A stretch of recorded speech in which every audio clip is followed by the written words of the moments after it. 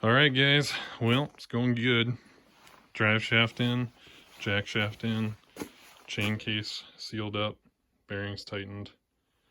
So now I've moved to the rear suspension. Rear suspension's going good.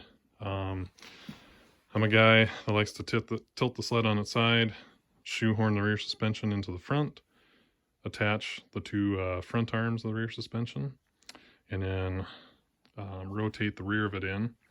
And usually what I do to make these holes line up, which you can see they're a little off at the moment, I just attach a strap from the rear coilovers to the front A-arms, tighten it, and then use my knee to guide this in, and then drop the bolt.